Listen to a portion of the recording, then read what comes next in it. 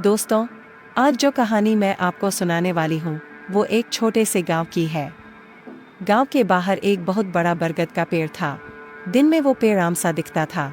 बच्चे उसके नीचे खेलते भी थे। लेकिन जैसे ही सूरज ढलता, कोई उस पेड़ के पास भी नहीं जाता। लोग कहते थे कि उस पेड़ के नीचे एक आत्मा बंधी हुई है और रात को वो अपना शिकार ढूंढती है। एक रात रिया नाम की लड़की अपने दोस्त के घर से लौट रही थी।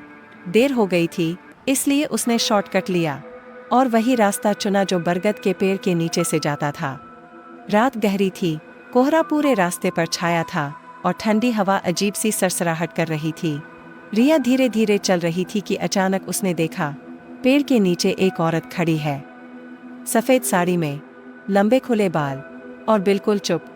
रिया को लगा शायद गांव की ही कोई औरत होगी। उसने आवाज़ दी, आंटी, आप यहाँ इतनी रात को क्या कर रही हैं? लेकिन कोई जवाब नहीं मिला। और तभी रिया ने देखा, उस औरत के पैर जमीन को छू ही नहीं रहे थे, जैसे वो हवा में थोड़ी ऊपर खड़ी हो। रिया का दिल जोर जोर से धड़कने लगा। उसने पीछे मुड़कर भागने की कोशिश की, पर तभी वो औरत धीरे धीरे पलटी। उसका चेहरा सफ़ेद था, आंखें खाली कुएं जैसी गहरी और होठों पर एक अजीब सी हंसी। और उसने कहा, इस बरगद के नीचे जो आता है कभी वापस नहीं जाता। रिया के पाँव जम गए, उसकी सांसें रुक सी गईं। तभी पेड़ के पत्ते जोर जोर से हिलने लगे, जैसे किसी ने उन्हें हिला दिया हो। पेड़ की जड़ से एक काली परछाई रिया की ओर बढ़ने लगी। घबराकर उसने अपना फ़ोन निकाला, टॉर्च ऑन की, और जैसे ही रोशनी उस औरत के चेहरे पर पड़ी, वो धुएं की तरह बिखर गई। लेकिन उसी वक्त रिया की नज़र पेड़ की जड़ पर पड़ी। वहाँ एक लड़की का बिल्कुल नया जूता पड़ा था। रिया के रगों में खून जम गया। उसे समझ आ गया, वो पहली शिकार नहीं थी। वो बिना पीछे देखे गांव की ओर भागी।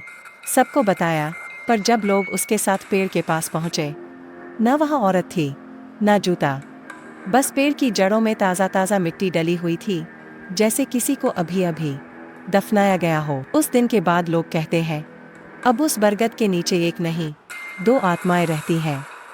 और अगर कोई रात में वहां से गुजरे, तो पत्तों की सरसराहट से आवाज आती है, आओ, हमसे मिलो।